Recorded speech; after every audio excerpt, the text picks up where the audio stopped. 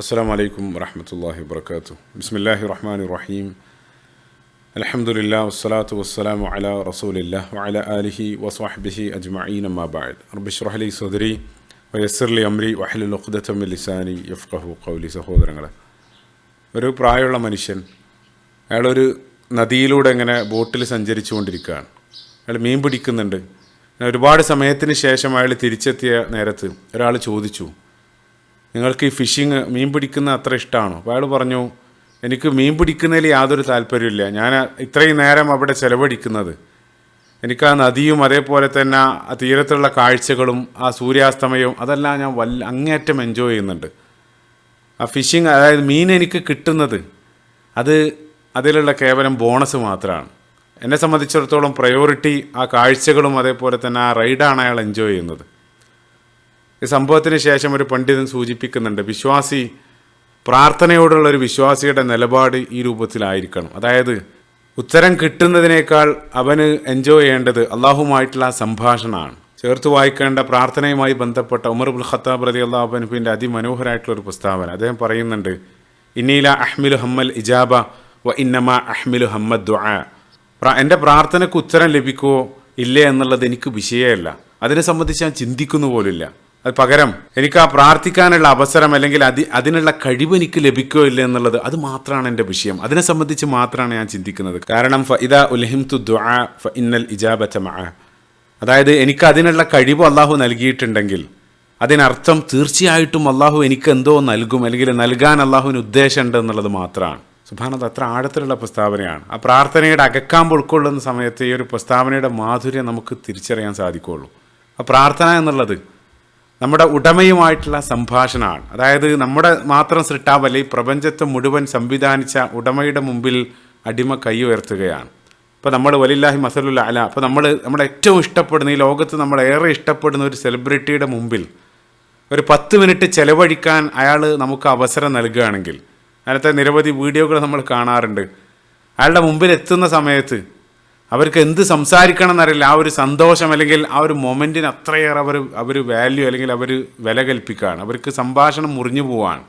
അപ്പം അത്രയും വലിയൊരു നിമിഷം അയാൾക്ക് ലഭിച്ചിരിക്കുകയാണ്. അപ്പം അവിടെ അയാൾ ഏത് രൂപത്തിൽ പ്രതികരിക്കുന്നു എന്നുള്ളതിനേക്കാൾ നമ്മൾ വില കൽപ്പിക്കുന്നത് ആ അവസരം നമുക്ക് ലഭിച്ചതിനാണ്. ഇപ്പോൾ പറയാറുണ്ട്, enjoy the journey than your destination. നിങ്ങളുടെ ലക്ഷ്യസ്ഥാനത്തേക്കാൾ നിങ്ങൾ ആ ലക്ഷ്യസ്ഥാനത്തേക്കുള്ള ആ യാത്ര നിങ്ങൾ എൻജോയ് ചെയ്യുക. അപ്പോൾ ചില സമയത്ത് ആ ഡിലേ സംഭവിക്കുന്നത് പോലും ആ അടിമ ചോദിക്കുന്നത് അള്ളാഹു നൽകുന്നതോടുകൂടെ പിന്നീട് അയാൾ അള്ളാഹുവിൽ നിന്നും അകലും, അല്ലെങ്കിൽ അള്ളാഹുവിലേക്ക് കൈ ഉയർത്തില്ല. അപ്പോൾ അത് മനസ്സിലാക്കി വലില്ലാഹി മസലുൽ അല ഒരു ഉദാഹരണം പറയാറുണ്ട്. ഒരു മാതാവ് അല്ലെങ്കിൽ ഒരാൾ ആ കുട്ടിക്ക് ഏറ്റവും പ്രിയപ്പെട്ട കളിപ്പാട്ടം നമ്മൾ എടുത്തു വെക്കുകയാണ്. അത് തിരിച്ചു കിട്ടുന്നത് വരെ അവൻ നമ്മുടെ പിറകെ ഉണ്ടാകും. അപ്പോൾ നമുക്ക് ആ കളിപ്പാട്ടം ആവശ്യം ഉണ്ടായിട്ടില്ല, പക്ഷേ അത് എടുക്കുന്നതിലൂടെ നമ്മൾ ആഗ്രഹിക്കുന്നത് അവൻ്റെ ആ സാമീപ്യം, അതാണ് നമ്മൾ ഏറെ സ്നേഹിക്കുന്നതും ഇഷ്ടപ്പെടുന്നതും. അപ്പോൾ അള്ളാഹിനെ സംബന്ധിച്ചിടത്തോളം നമ്മുടെ മാതാവിനേക്കാൾ എത്രയോ മടങ്ങ് നമ്മളെ സ്നേഹിക്കുന്നവനാണ് അള്ളാഹു. അള്ളാഹുവിന് യാതൊരു ആവശ്യമില്ലെങ്കിലും നമ്മളോടുള്ള അതിയായിട്ടുള്ള സ്നേഹം കാരണം അള്ളാഹുവിലേക്ക് നമ്മൾ അടുക്കുന്നതും നമ്മൾ അവനെ വിളിക്കുന്നതും അങ്ങേയറ്റം അള്ളാഹു ഇഷ്ടപ്പെടുന്നു എന്നുള്ളതാണ്. അപ്പോൾ ചില സമയത്ത് ആ ഡിലേയുടെ കാരണം ഇന്നി ഉഹിബ്ബു അൻ അസ്മഅ സൗതക്, നിന്റെ ശബ്ദം കേൾക്കാൻ അള്ളാഹു ഇഷ്ടപ്പെടുന്നു എന്നുള്ളതാണ്. അപ്പോൾ ചില സമയത്ത് നമ്മൾ ആ പ്രാർത്ഥിക്കുന്നത് ലഭിക്കുന്നതിനേക്കാൾ നമുക്ക് ആത്യന്തികമായിട്ട് ഉപകരിക്കുന്നത് ആ പ്രാർത്ഥനയാകും. അതായത് ആ ലക്ഷ്യസ്ഥാനത്തേക്കാൾ നമുക്ക് ഉപകരിക്കുന്നത് ആ യാത്രയാകും. ഉദാഹരണം പറയാറുണ്ട്, ഒരാൾ ദുനിയവിയായിട്ടുള്ളൊരു കാര്യം, ഒരു കാറോ മറ്റോ ലഭിക്കാൻ വേണ്ടി ദിനേന അയാൾ അള്ളാഹുവിനോട് പ്രാർത്ഥിച്ചു കൊണ്ടിരിക്കുകയാണ്. രാത്രിയെല്ലാം നമസ്കരിച്ച് അയാൾ ആ പ്രാർത്ഥന തുടർന്നുകൊണ്ടേയിരിക്കുകയാണ്. അപ്പോൾ അള്ളാഹിനെ സംബന്ധിച്ചിടത്തോളം മൊത്തം ദുനിയാവ് എന്നുള്ളത് ഒരു ഈച്ചയുടെ ചിറകിനോളം ആ രൂപത്തിലെല്ലാം റസൂലുള്ളാഹി നമ്മൾ പഠിപ്പിച്ചിട്ടുണ്ട്. അത് ഉടനെ തന്നെ നൽകാം, പക്ഷേ അവൻ ആ ഒരു പ്രയോറിറ്റി പഠിപ്പിക്കാൻ വേണ്ടി, അല്ലെങ്കിൽ അവൻ അതിനേക്കാൾ നല്ലത് നൽകാൻ വേണ്ടി അവസാനം ഒരു 3 മാസമെല്ലാം കഴിഞ്ഞ് അവൻ അതിനോടുള്ള ഒരു താല്പര്യം വിടുന്ന സമയത്താകും ഒരുപക്ഷെ അള്ളാഹു അവനത് നൽകുന്നത്.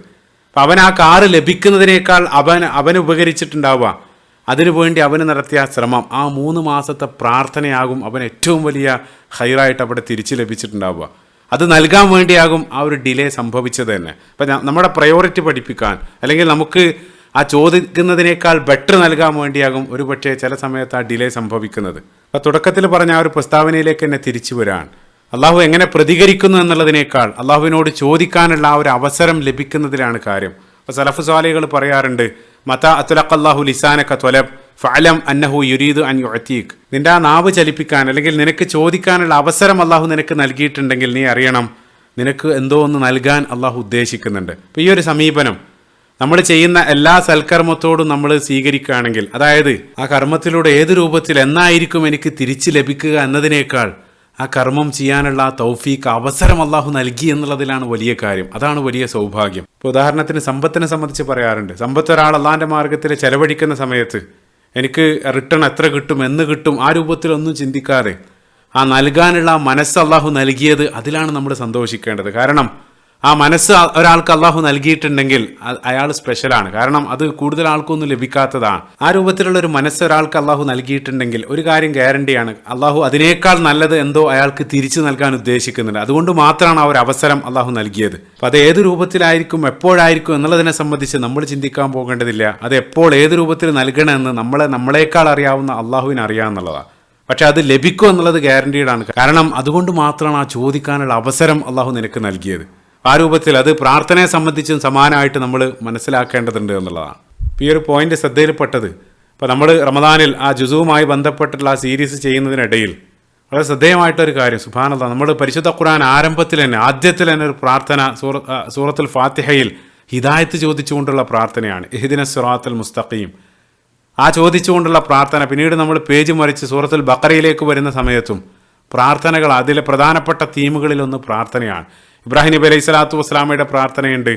അതേപോലെ തന്നെ റമദാനുമായി ബന്ധപ്പെട്ട് ഉടനെ തന്നെ ഇദാ സഅലക ഇബാദി, ആ റമദാന് ഉടനെ അള്ളാഹു പ്രാർത്ഥനയെ സംബന്ധിച്ച് പറയുന്നുണ്ട്. ഹജ്ജുമായിട്ട് ബന്ധപ്പെട്ടും ആ പ്രാർത്ഥനയുടെ പ്രയോറിറ്റി, റബ്ബന ആതിന ഫിദ്ദുനിയ ഹസന, എന്തായിരിക്കണം നമ്മുടെ പ്രയോറിറ്റി എന്ന് അവിടെയും അള്ളാഹു പഠിപ്പിക്കുന്നുണ്ട്. ശേഷം ആ ഹിദായത്തിൽ തന്നെ നിലനിർത്താൻ വേണ്ടിയുള്ള പ്രാർത്ഥനയോടുകൂടെയാണ് ആ സൂറത്തുൽ ബഖറ നമ്മൾ അവസാനിപ്പിക്കുന്നത്.